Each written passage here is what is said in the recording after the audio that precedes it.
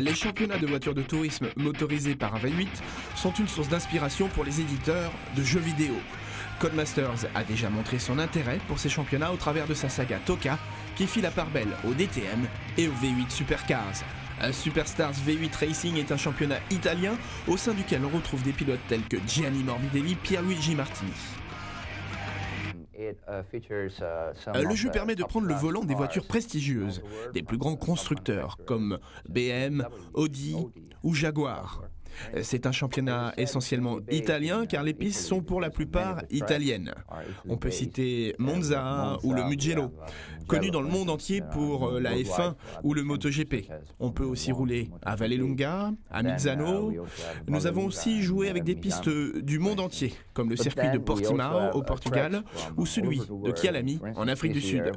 Le championnat est de plus en plus important chaque année. As well as Valencia or something like that. So it's, as I said, getting bigger and bigger every year. Le championnat semble nourrir des ambitions très prometteuses. Pour les saisons à venir, l'idée de produire un jeu vidéo lui étant consacrée semblait donc légitime. Le studio de développement Milestone est bien connu des joueurs de fans de sport mécanique, puisque c'est eux qui développent depuis 2 saisons maintenant le jeu officiel du championnat du monde SBK. Maîtriser un moteur physique pour un jeu de course n'est donc pas un problème pour le studio milanais. Milestone a l'habitude des jeux de course, grâce notamment à l'adaptation du Superbike. Nous avons une base de départ que nous avons pu faire évoluer. Et nous devions évaluer comment évoluer vers un jeu de voiture, donc à 4 roues.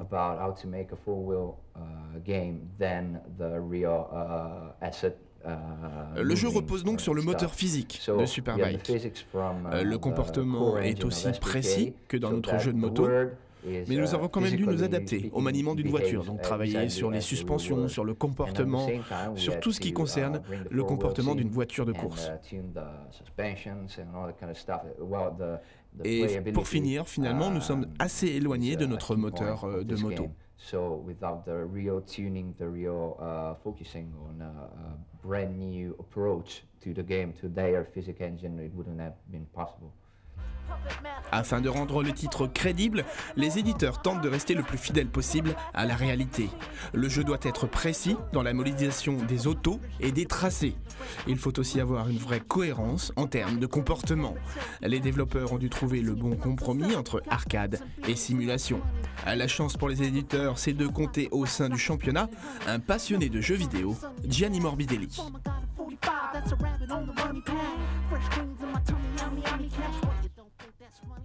Le jeu se situe vraiment entre l'arcade et la simulation. Nous pensons que notre point fort est d'avoir rendu le jeu accessible au maximum d'entre nous. Mais sur le marché très concurrentiel du jeu de course, nous nous devions de respecter les codes du marché. Nous ne plongeons pas trop dans la partie arcade du jeu. Vous ne pourrez pas fracasser votre voiture sans en payer les conséquences. C'est donc un jeu de course avec un soupçon d'arcade, mais vous pourrez modifier votre bolide avec toutes les mesures télémétriques nécessaires. Spectacular, but well, it ends all there. It's a track-based game with arcade inputs, but at the same time you can go deeper into simulation and tune your car as well as receive telemetry data.